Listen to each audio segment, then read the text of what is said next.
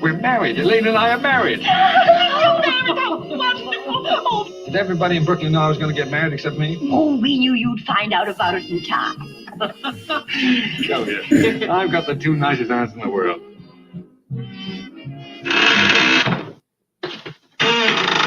Hey, mister. Abby! There's a body in the window seat. Yes, dear. We know. You know? The gentleman died because he drank some wine with poison in it. You put it in the wine?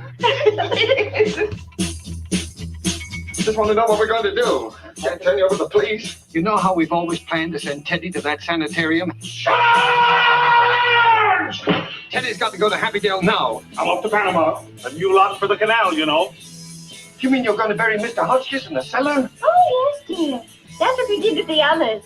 Others? More than one others? Elaine! What is wrong? Look at your hair. Oh, my goodness, what color is it? Quick, is it turned? Get out of here. You can't marry me one minute and throw me out of the house the next. Oh, darling, I'm not throwing you out of the house. I'm not throwing you out of the house. Will you get out of here? It's your brother Jonathan. I've come back home, Mortimer. Johnny, we can't leave a dead body in the rumble seat. We got a hot stiff on our hands. The guy stays away for 20 years and picks the night on them all nights to come back. He God, there's another one! The old ladies is just as good as you are. You got 12, they got 12. I've got 13. No, Johnny, 12. Don't brag. I almost got killed. You? And Abby and Martha. Oh, no. It was Jonathan. How can I believe you? There are 12 men down the cellar and you admit you poisoned them. Yes, I did. But you don't think I'd stoop to telling a fib?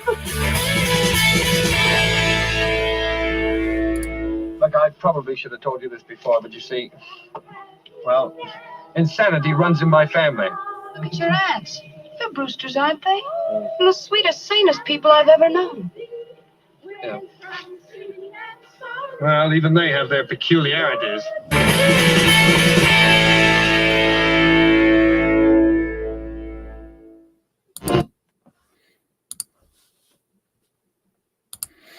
And good morning, everybody. Welcome to 31 Days of Monsters, day 25. I'm your horrible host, Graham Nolan, and today we are going to be talking about Arsenic and Old Lace. This movie is a Frank Capra film. It's got Cary Grant in it as the star, and we have Philip and Julius Epstein as the screenwriters, probably best known for their script of Casablanca, one of the greatest movies ever made. Now, this movie is based on a Broadway play, and it actually starred Boris Karloff. They filmed this movie in 1941, and they wouldn't release Karloff from the Broadway production. The producers wouldn't release Karloff from the Broadway production, so they had to hire Raymond Massey to play his role. And that really irked Karloff because he really wanted to be in this film. But the play became so successful that it actually ran for 4 years. So when this movie was finished filming in the end of, it was December, just before Pearl Harbor, 1941, it didn't actually get shown in the theaters until 1944, which is interesting because the Epsteins went on to write Casablanca in 1932, which also had Peter Lorre in it. So they filmed all this before that movie even came out. And speaking of Peter Lorre, I love him in this movie. He's at his Weasleyest best. And I've mentioned this before in other broadcasts. The ending, or towards the end, where Peter Lorre thinks that he's been found out because they've arrested Jonathan, and the cops are all there, and they just don't realize that Peter Lorre is with them, and he gets called back into the room, and he thinks he's going to get arrested, and he doesn't. So he goes over to the door to leave, and he looks back and goes, and walks out. It's one of my favorite scenes. Cary Grant hated this movie. He hated his performance in it. And to be honest, the Epsteins felt he was way over the top too. Now, Grant says that he was pushed to do that kind of stuff by Capra. And when Epstein spoke to Capra about it. He says, "Look, man, Cary Grant's performance is too over the top. They were going to do reshoots and tone some of that stuff down. But Pearl Harbor came, and Capra went into the service to film his Why We Fight movies. So there was no time to reshoot that stuff. So it's his least favorite performance. Now there's some great stuff in there. Grant has some really funny scenes, but I agree with him that there's some over the top stuff. Well, like I think you saw in that trailer where he's got that vibrato in his charge, and some of the facial expressions and his Curly Howard routines, where he's like, he had everything but whoop, whoop, whoop, whoop, whoop going on. Raymond Massey playing the Boris Karloff role. There's a lot of in-jokes there because, there's even a part where they say, he looks like that horror actor, and one guy says, you look like Boris Karloff, and he gets all tensed up. It took him like 2.5 hours to put up that makeup on, and he doesn't look quite like Karloff, but there's a sequence where his shadow is on the wall, I think when they're in the basement, and the focus is on Peter Lorre, and his shadow is on the wall, and that does look like Karloff. It has that kind of shape of the head contour that looks very much like Karloff to me. But don't get me wrong, Massey's great in this, but I just wonder what it would have been like if Boris Karloff played that role, because they're both amazing actors, but there's something I think there'd have been a little bit more a menace maybe if Karloff was in that role, and Karloff can do comedy too. The two aunts, the old lace, if you will, were the actors from the Broadway play, and they ended up getting released to do this film, but the producers would not release Karloff, and he was none too happy through his whole career about that. He did get to play Jonathan Brewster once in there was a 1950s television version of it, and Peter Lorre was in that as well, playing his role. Of course, he's much older than Karloff and Lorre too. So I've never seen that one, so I don't know how that ended up. Interesting fact is that what's his name? Frank Capra originally wanted Bob Hope for this role, but they couldn't get Paramount to release him. And when I think about this, I think Bob Hope would have been absolutely perfect in this role. That kind of cowardly Hope character, but he can stiffen up when he has to, like he did in Ghost Breakers. I think Bob Hope, plus with the comedy delivery and stuff, would have been amazing in this role, but it was not to be. But yeah, it's a great classic film. Again, the outdoor sequences to me are so evocative. The blowing leaves, the city in the background, the Brooklyn Bridge, the cemetery, all of that was built on a 40-foot set. The depth was only 40 feet. But they used all these different kind of tricks and perspective, and they put a glow around the city. I think they put almost like a cheesecloth in front to knock back the opacity so that it looked like it was off in the distance. Just really, it's that Hollywood magic that they do that makes you think that you are someplace where you're not. They're in a warehouse, basically a warehouse set, but you think they're sitting there in Brooklyn.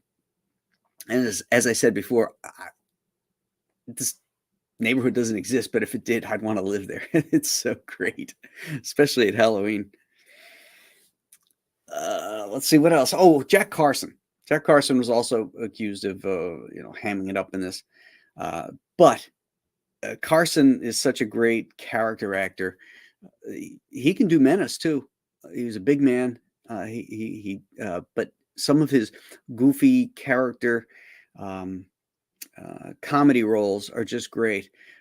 I love when he's telling the story of his play to Mortimer, who's all tied up, and he says, and then I walked real casual like, and he's got this gait about him, it's those little nuances that I love, and he's great in it. James Gleason, another great character actor, who is a native New Yorker. I think he was born and raised in the Bronx, if I'm not mistaken.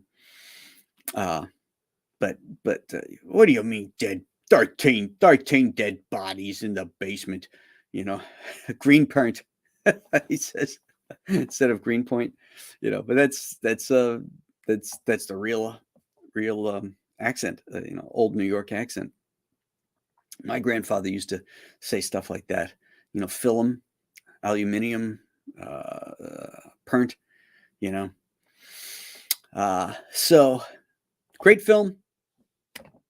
Warner Brothers at the top of their game. Not exactly a monster film, but certainly a Halloween film by any means. Let's see who's here this morning. Let's say hello to the Ghostly Gang. Dr. Mask is here, who realized that once he started watching this, he had seen it before. Fun movie. Fearless Freep is here. Hail everyone. Good morning, Graham. They have 12. They have 12. You have 12. Don't brag. JP Roca asks, what's good? Rob Fellows, let's see. Oh, with his quote, besides, he said, I look like Boris Karloff.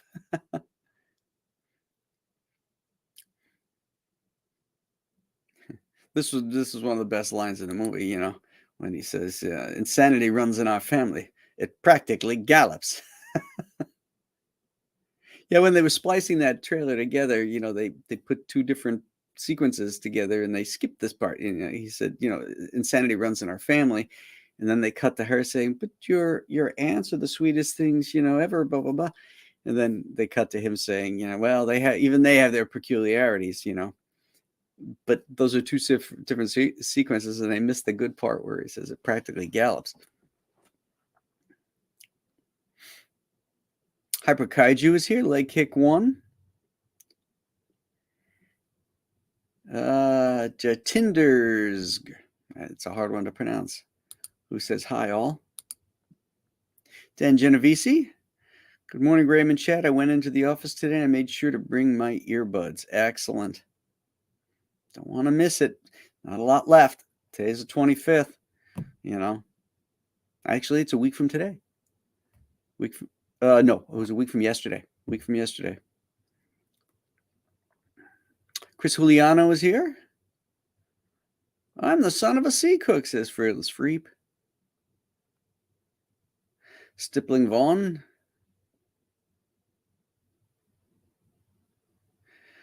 Who says, Cary Grant, damn it, I'm in USOB.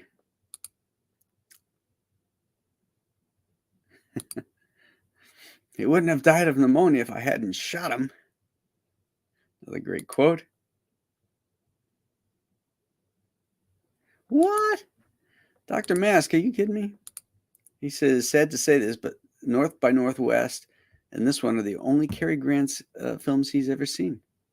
Wow. It's a lot of good ones. Peter Lorre is one of those actors that's impossible to turn away from when he's on screen. Oh, yeah. I saw Casablanca on the big screen, and we were talking about this earlier about when you see these old films that you've only known from television and you see them the way they were really presented on the big screen.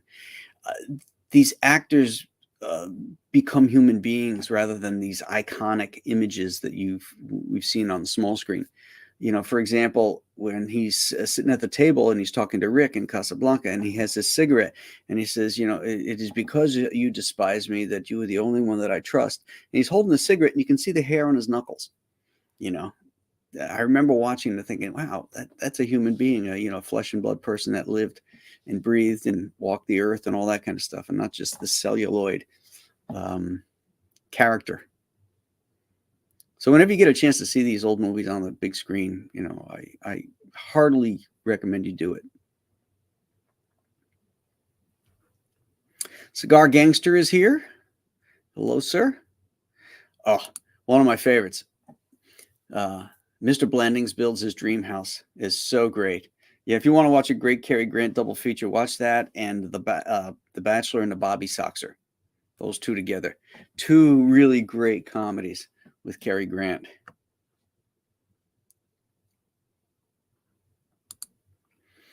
Found it impressive how Grant has the depth to go from serious acting, North by Northwest, to a slapstick role like this. In his earlier career, he was a little less restrained, to a detriment. He developed his Cary Grant character as he went along. And by the mid 1940s onward, he really had it down. If you look at films like Gunga Din, he's much more manic and over the top than he ever is in his later films. Yeah, that's Ghostbreakers is a highly recommended Halloween treat movie. It's not on our list this year because I did it before. I think I did it last year or the year before. So if you can watch this, definitely do so. It's right up there with Abbott and Costello Meet Frankenstein as one of the best horror comedies. Bob Hope is just great in it, and there's a great sequence with Richard Carlson. You know what? Let's play that. Hold on a second. I'm gonna find that for you. This is great. There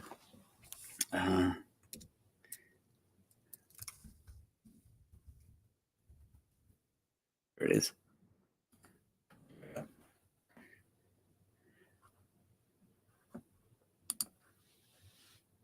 Son? Yes, that's more.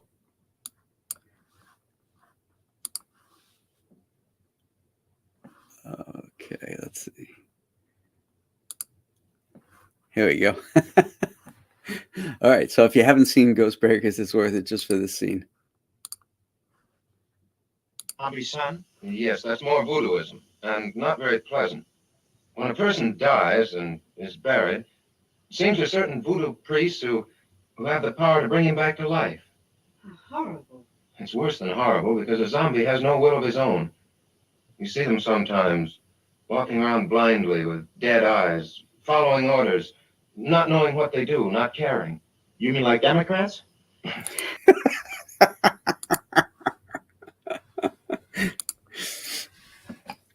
There you go. One of the greats.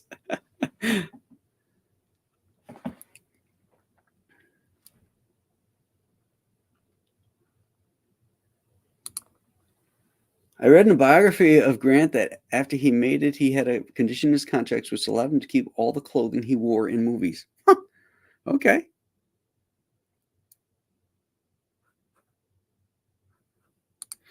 Hyperkaiju says, didn't get a chance to watch my homework last night. Was busy watching The Wolfman in theater. Ooh, hey, if you can watch The Wolfman in the theater, do it. Brian Shockey is here. He says, back again, best monster movie review show on YouTube. Woohoo! Thank you, sir. Remember to hit that like button, everybody. Every time we're on the show, hit that like button. Really get those numbers up. If you're new to the show, please subscribe to the channel. It doesn't cost you a penny. JDC is here. He says, good morning.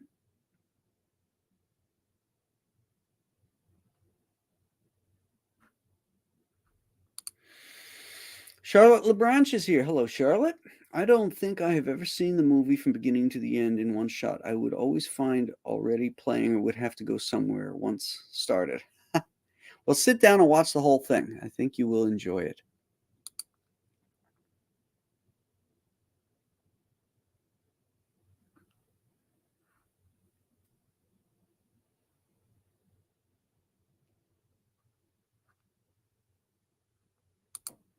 Johnny Rando is here. Good morning, Monster Kids. There's a beautiful new 2K transfer of this movie from the Criterion Collection. Charge! Excellent. Chris Juliano likes Ghost Breakers. Yes.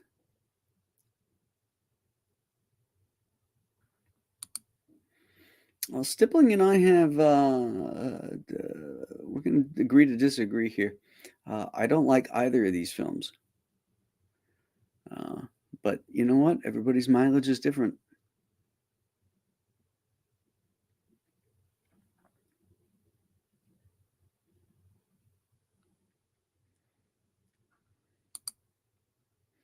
Ironical how conservative Hollywood used to be. I mean, to be fair, Bob Hope in the radio program would also do it as Republicans as well. You know, it was equal opportunity. But there it is on film, so it's even better because nobody listens to the radio programs anymore.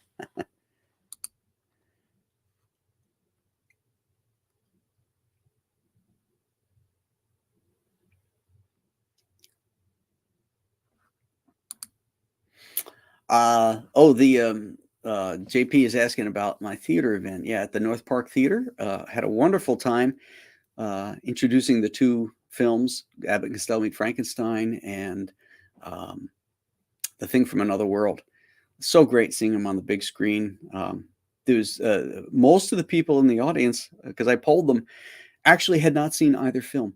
So that was really cool that to be there and see something like this for the first time.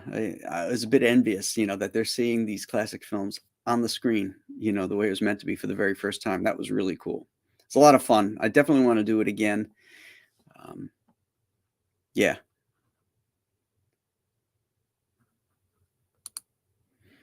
Rob Fellows, my Manly Tales made its way from Easter Road to New York, so not long now, as long as it doesn't end up in a fist fight on its way to the UK. They wouldn't dare.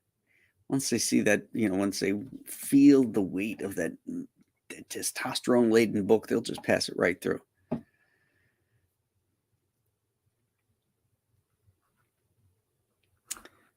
Okay.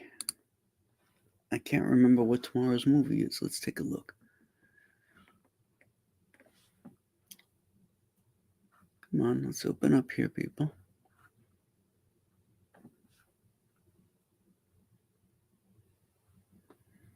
Oh, my computer sometimes. Okay, here we go. Doopy-doopy-doo. You guys probably already know what it is. You're way ahead of me. There we go. Okay. So it's 26. Oh, so it's the Omega Man. It's Charlton Heston, which is the second version of The Last Man on Earth. And then we'll finish it out with I Am Legend, the Will Smith one. And then Young Frankenstein, the Monolith Monsters. And I think we're substituting the Mummy's Tomb for The Descent. So we can compare and contrast The Cave with it. And then Salem's Lot. So we still got some fun stuff ahead of us, my friends. Well, Chris Juliano's got to sign off. His training class is about to begin. See you all tomorrow. All right. Thanks for stopping in, Chris.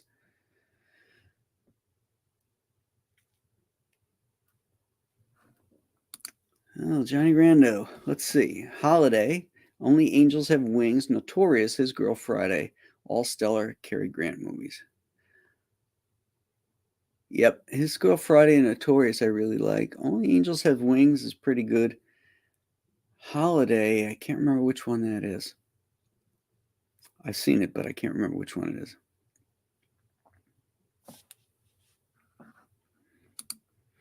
Oh, yeah, the theater played Ghost of Metacumba Key trailer, too, for the audience, which is really neat. To see that up on the big screen, that was really, really cool. And the folks loved it. You know, they obviously, you know, not necessarily comic folks, so they hadn't heard of it. So, but they did say they loved it. So that was really cool. All right, my friends, you have your homework assignment for tomorrow, The Omega Man with Charlton Heston. And tomorrow night, don't forget, we're going to be doing our review party, our watch party with Bride of the Gorilla. That's going to go on at 8 tomorrow, because 7 o'clock I'm going to do the storytellers, and I'm going to have Mitch Breitweiser and David Brohawk Williams on talking about the release of their Bass Reeves collection. As you know, I'm a huge fan of that Bass Reeves book. Kevin Grievous and David just kill it. And so we'll be talking to those two fine gentlemen tomorrow at 7, and then we'll go in and we'll do our review party at 8. So lots of fun ahead, and we shall see you guys tomorrow. Have a great day. Bye-bye.